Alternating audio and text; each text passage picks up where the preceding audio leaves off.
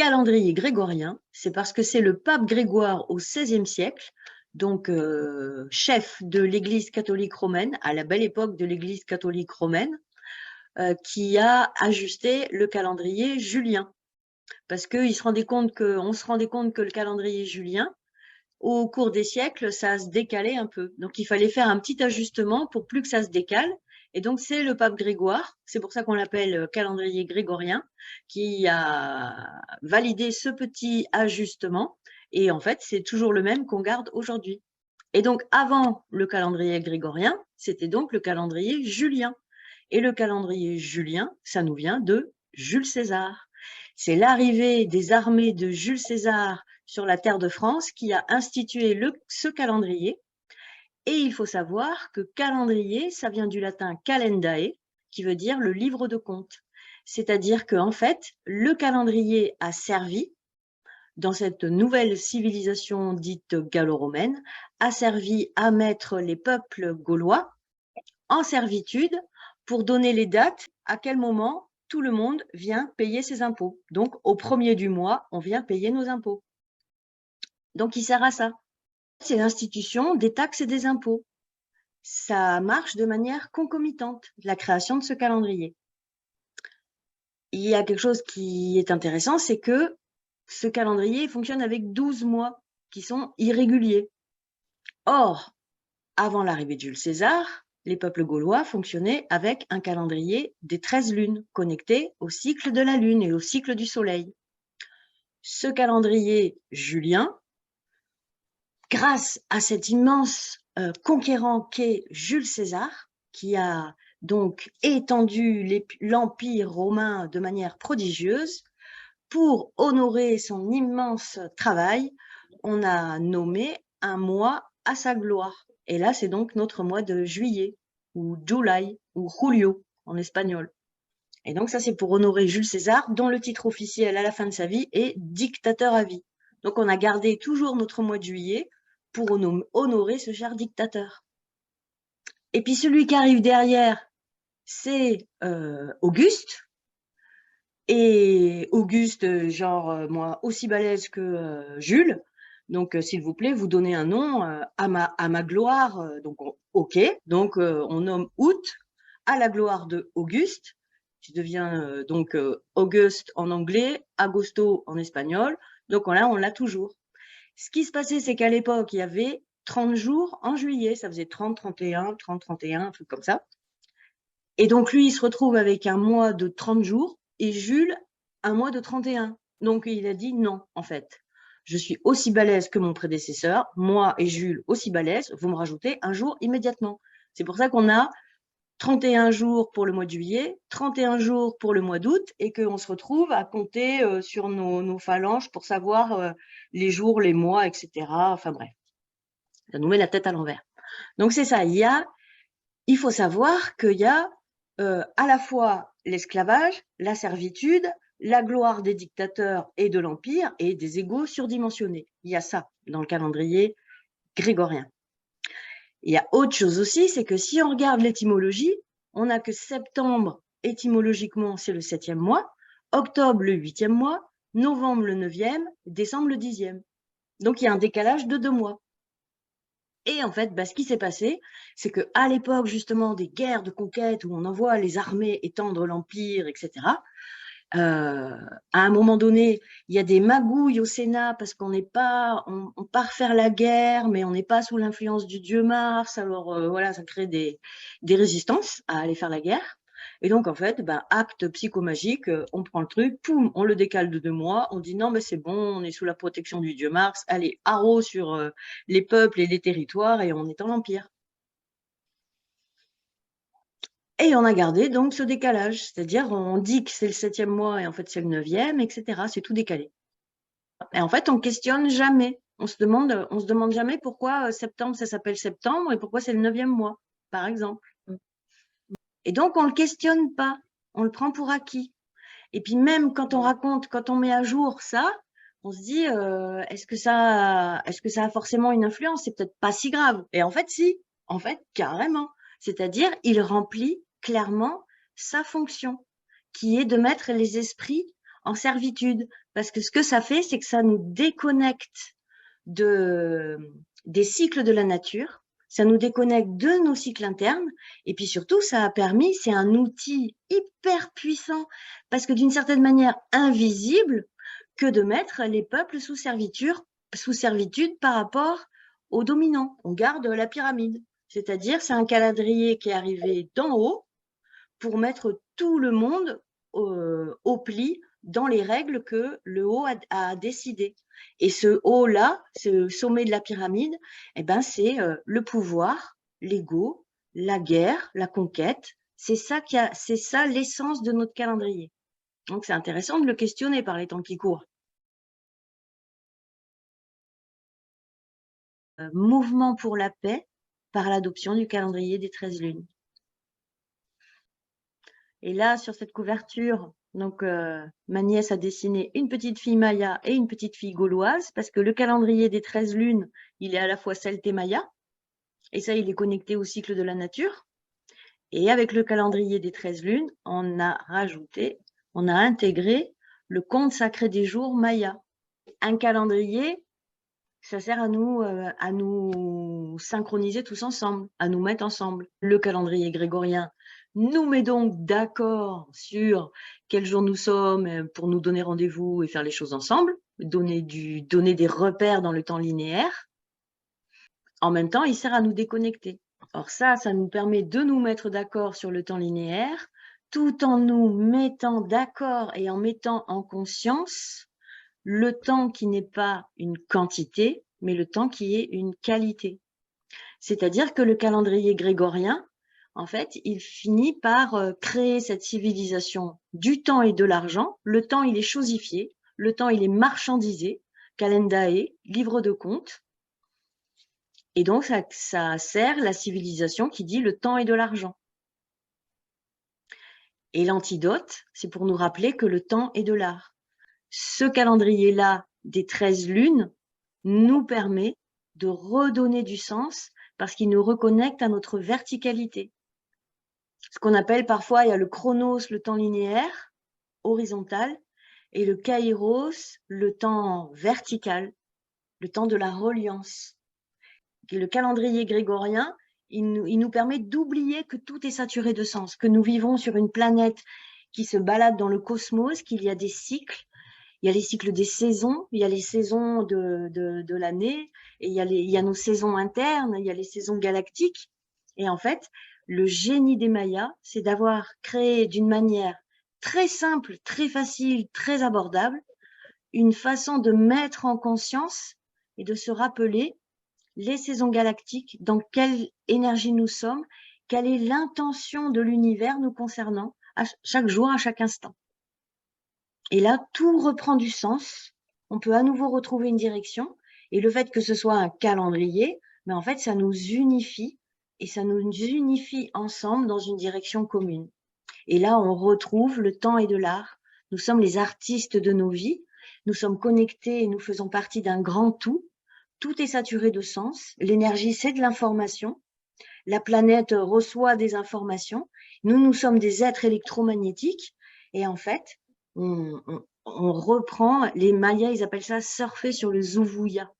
En fait, c'est comme une onde de sens, une onde informationnelle qui baigne la planète et donc son humanité. Et cette onde, comme ça, eh ben, on se réouvre à cette onde et on se met à danser avec. Et en fait, l'autre nom de ce calendrier, c'est synchronomètre, parce qu'en fait, ça nous synchronise. C'est comme si nous sommes des instruments de musique. Nous avons chacun d'entre nous une note particulière à jouer dans une grande symphonie. Et ça permet de le mettre en conscience. Voilà l'antidote qui dit le temps et de l'art. Et les Mayas de l'époque classique, on les appelait les maîtres de l'harmonie. Et en fait, ce qu'on peut voir, c'est que le chaos du calendrier grégorien participe au chaos de ce monde, en fait. Et on se retrouve en chaos. Les Mayas, dans leur rapport au temps qui parle de la qualité du temps, ils nous permettent de nous réharmoniser. Et pour nous réharmoniser, par exemple, eh ben, il y a 13 lunes de 4 semaines, ils disent 4 semaines parfaites. Et ce qui se passe aussi, c'est par rapport à la prophétie Maya, nos ancêtres celtes, ils connaissaient aussi les cycles que les Mayas ont décodés. C'est-à-dire les Mayas ont dit dans leur génie, on ne sait plus comment ils faisaient, mais on est en train de retrouver la mémoire.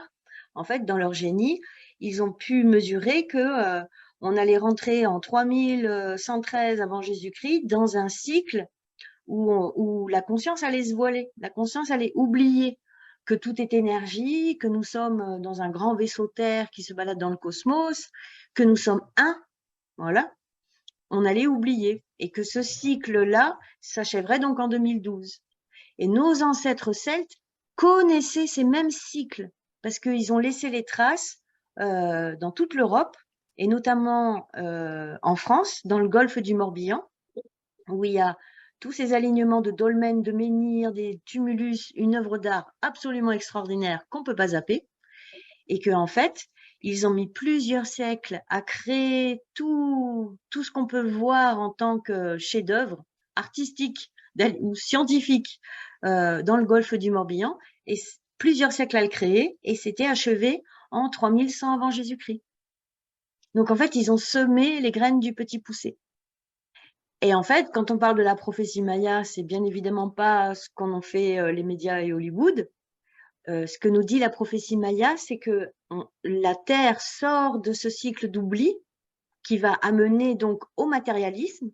Et les derniers 500 ans, il l'appelle l'apogée du matérialisme, c'est là où on est. Et on sort donc en 2012 de ce cycle d'oubli, et qu'en fait, la régénération de l'âme de l'humanité se fait dans le féminin.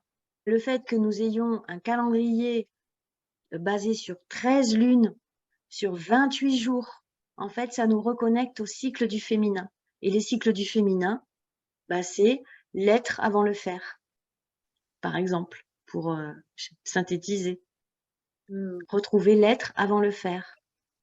Je ressens, je me relie, je capte dans quelle énergie, qu'est-ce que la vie, qu'est-ce que mon âme, qu'est-ce que mon esprit attend de moi, veut vivre à travers ce corps que j'ai choisi.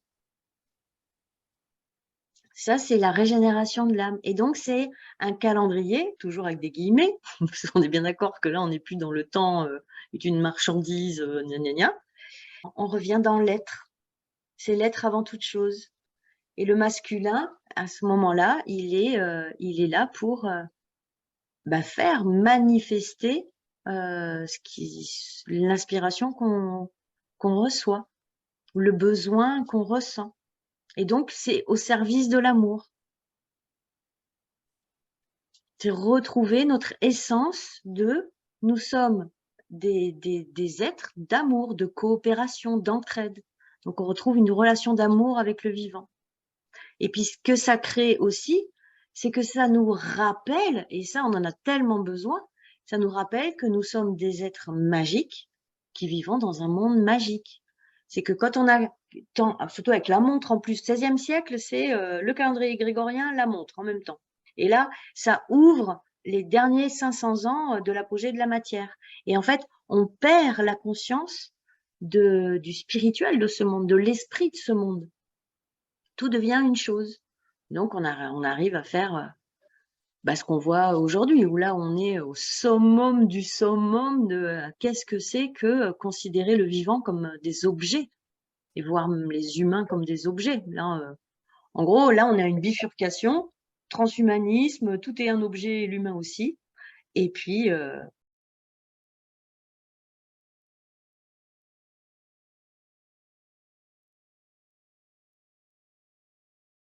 la conclusion à cette introduction, c'est juste avoir la conscience de quel projet sert le calendrier grégorien,